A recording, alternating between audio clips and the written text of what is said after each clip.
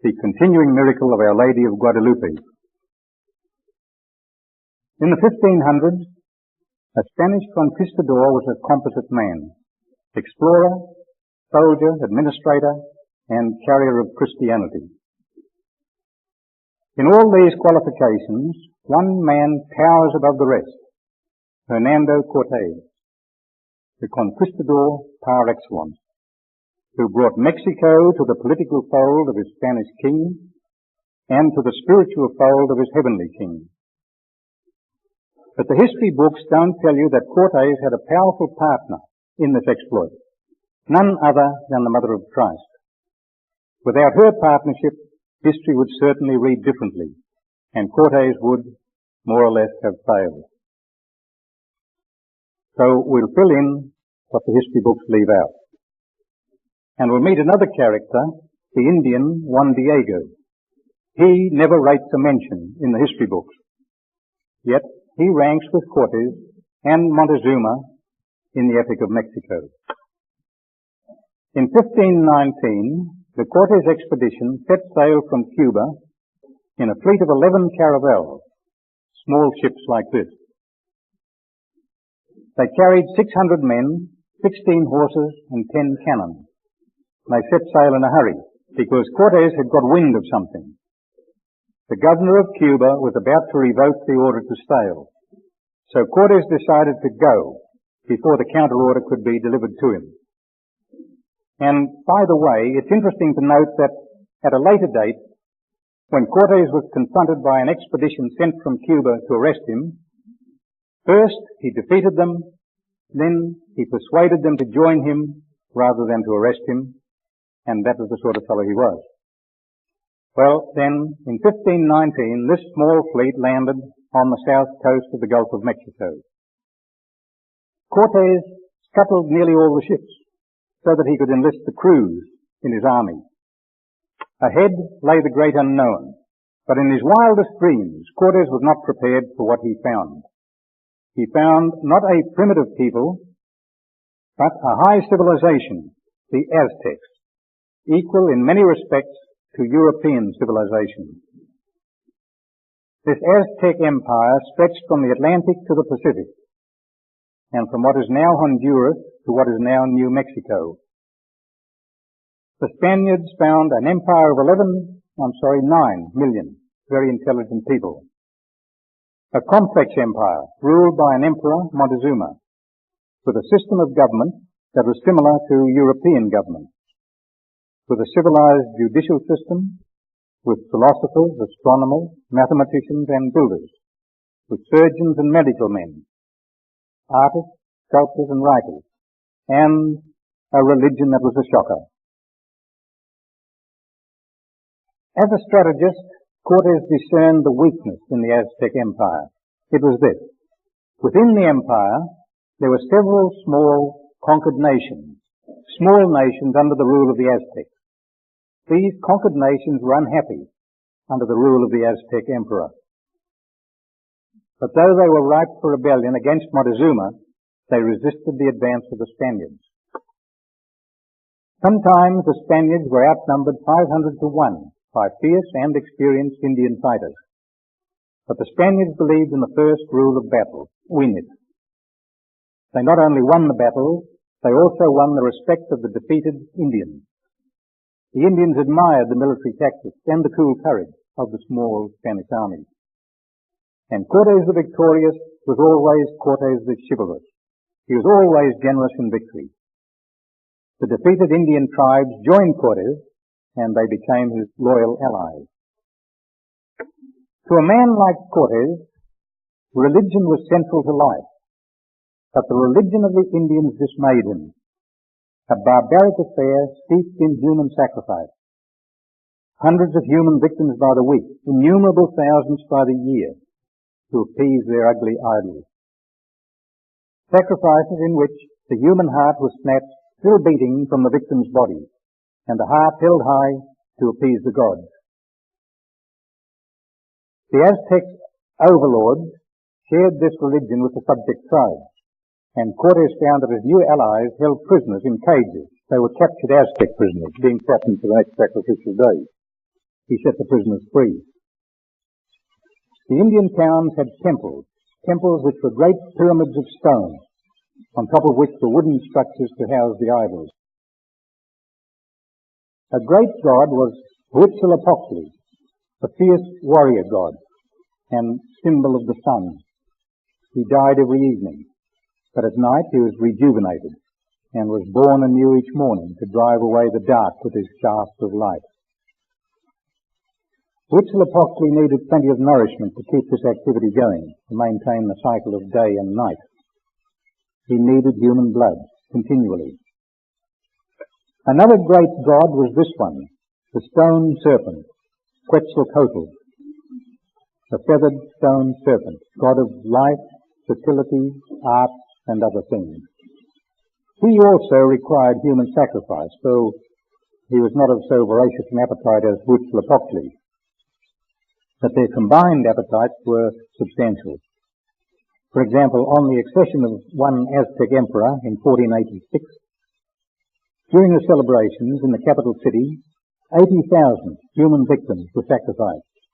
Their hearts were offered to the sun, and their limbs were served at banquets. Well, Cortés, with Christianity in his bones, saw this thing not as a religion but as an abomination that had to be eradicated.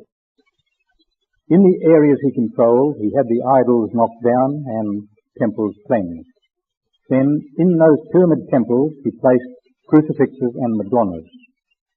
But nevertheless, the stone serpent and the sun god kept their tyranny over the Indian mind.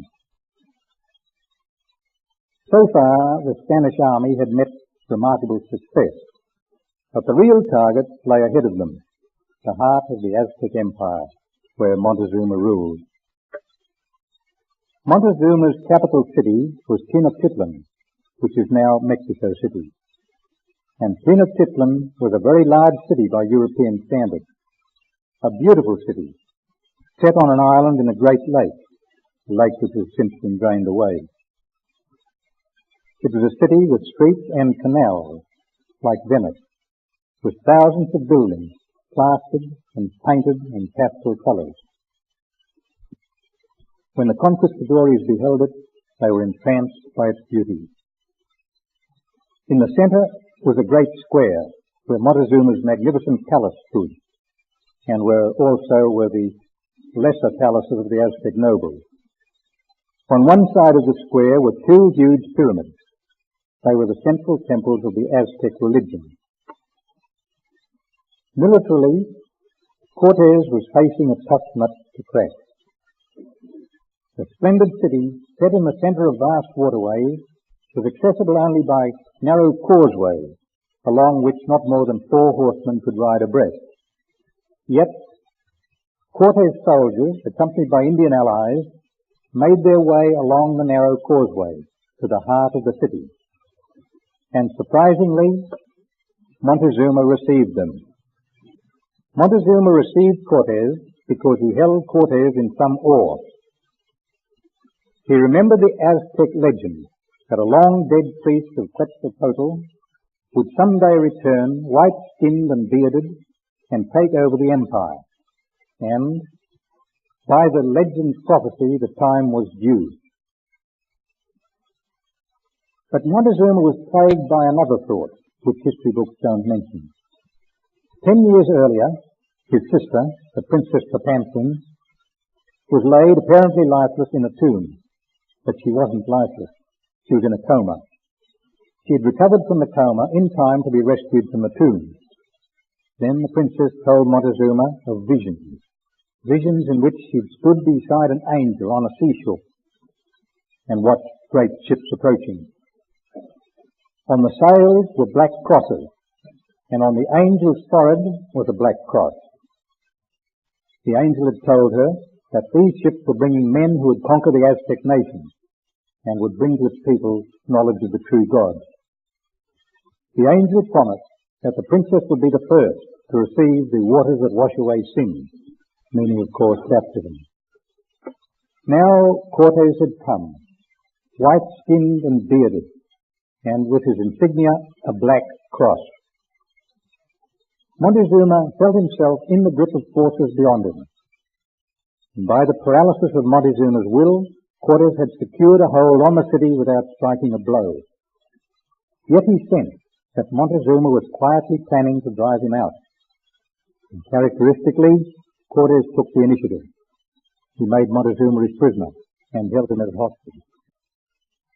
He tried to explain the Christian faith to Montezuma. However, Montezuma was not receptive. He took Cortés along to the central temple, where his priests worshipped Huitzilopochtli. The barbarity of it revolted Cortés, and within their own temple he denounced the idols. The priests went pale with anger, and Montezuma cautioned Cortés.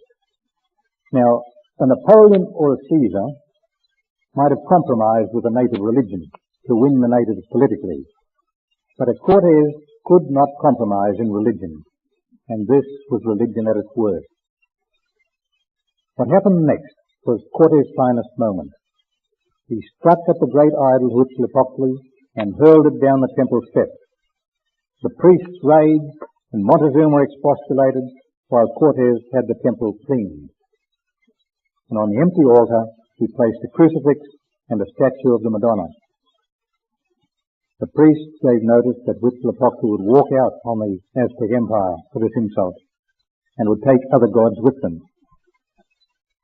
But crucifix and Madonna remained on the altar for the moment. Eventually the storm burst. The Aztec nation rose up to avenge its gods, and then the Spaniards in the city were really fighting for their lives. Yet Cortés' finest moment continued. He gallantly refused to abandon crucifix and Madonna. He and one of his captains actually fought their way, step by step, up the 100 steps to the top of these pyramid temples. Cortés seized the Madonna, and the captain grabbed the crucifix. Then they fought their way down again, step by step, through the swords and the stones of the Aztecs. And only then, with crucifix and Madonna, did Cortés retreat. The terrible retreat of the Spaniards and their Indian allies. The retreat from the capital. The retreat along the narrow causeways in what they called their Night of Tears. The battered Spanish army finally regrouped about 11 miles from the city, where Cortés placed the Madonna on a low branch of a giant cypress tree, and they all knelt and prayed to Our Lady of Remedies, the Madonna statue that had reigned so briefly in the Aztec temple. As if in answer, the Spaniards found that their Indian allies remained loyal in spite of the disaster. Towns welcomed them and promised them food and supplies and warriors. Now let me interrupt our narrative just to say that the little Madonna disappeared from the record after the Night of Tears. But a few years later, the little statue was found by an Indian farmer, hidden not far from the cypress tree. And Our Lady of Remedies was given a church of her own on a hill nearby. Well, now back to the narrative. Cortés' army regained the initiative and recaptured Montezuma's capital. Montezuma made peace. He accepted Charles V of Spain as his overlord. And a year later, in 1520, during a riot, Montezuma was killed. First one nephew, then another nephew succeeded him, and they each renewed the war against the Spaniards. Finally, in a 93-day siege and a campaign house by house, temple by temple, Cortés again captured the city, and he took prisoner the new emperor in 1561, only a year after Montezuma's death. With that, the great Aztec Empire passed into history, and the nation of Mexico became part of the Holy Roman Empire as an equal partner under the Spanish King Charles V. But yet, and still, the demoniacal religion persisted in its domination of the Indians, and almost all the Indians stubbornly resisted the new Christianity. They didn't want Christianity, most of them. The Spaniards demolished the temple of Huitzilopochtli, and they used the materials to build the Church of Santiago on the base where the pyramid had stood. The old church still stands there today, on the base of the pyramid, with modern buildings around it. The first Indian converts to Christianity were baptized in this old church, which of course was then new.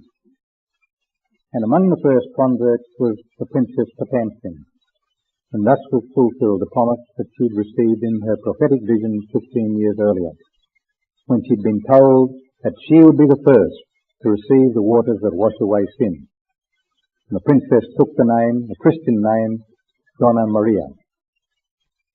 Another person in that first group was a middle-class Aztec citizen with an unpronounceable name, and he took the Christian name Juan Diego. With him were his uncle and his wife. So this Juan Diego is now about to become our central character, our unlikely hero. Now that the Indians had become part of the Spanish Empire, steps were taken to educate them and to Christianize them. Their culture was fused with European culture to build a new nation which is now Mexico. At this time, much hung in the balance. Perhaps the whole new world hung in the balance. If the Spaniards had failed in Mexico, the other colonial movements which civilized the new world might never have taken place. And the Spaniards very nearly did fail in Mexico. Because after the conquest, some cruel administrators followed Cortés, and within 10 years, the Indians were at the point of revolt, and they were then capable of annihilating every European in their land. But the uprising never happened. Instead, in a short time, Indians and Spaniards were united politically and religiously. Now, how did it happen, and why did it happen? Again, we have to bypass the history book. In 1531, the Blessed Virgin came personally. She came to a spot near the capital, now Mexico City. She came to the exact geographical center of the Americas. She was coming not just for Mexico, but for the Americas, the New World. The Indians generally wanted nothing to do with the new Christianity. The missionaries had been having a lean time. There'd been very few converts, but among that few was our hero, Juan Diego. On a Saturday morning, December the 9th, 1531, he was walking in open country on his way to attend a special Mass for the Blessed Virgin. He heard music, heavenly music, coming from Tepeyac Hill. Puzzled, he looked towards the top of the little hill where the dawn was breaking. Suddenly the singing ceased, and in the silence he heard his name called. He felt no fear, but with a strange joy he climbed the hill. And there he saw a lady of superhuman magnificence. Her garments radiated light, so that the stony ground shone like a rainbow. Even the miserable bushes were glittering. Juan Diego knelt, and the lady spoke in a gentle voice. The words sound quaint to us, but in their conversation, she and Juan Diego used the native idiom for conveying both affection and esteem. Her first words were, "Juanito, the smallest of my children, where are you going?" And he answered, "My lady and my child, I must go to your house in Mexico Tlatlalico." The lady went on in a long speech, which I must abbreviate. She said, "Be it known and understood by you, the smallest of my children, that I am the ever-Virgin, Holy Mary, Mother of the true God. I ardently desire that a temple be built for me here, where I can show and offer all my love and protection, for I am your merciful mother. I wish to hear and help you and all those who dwell in this land, and all those others who love me." The lady bade Juan Diego to go to the bishop and tell him of her wish that a temple be built.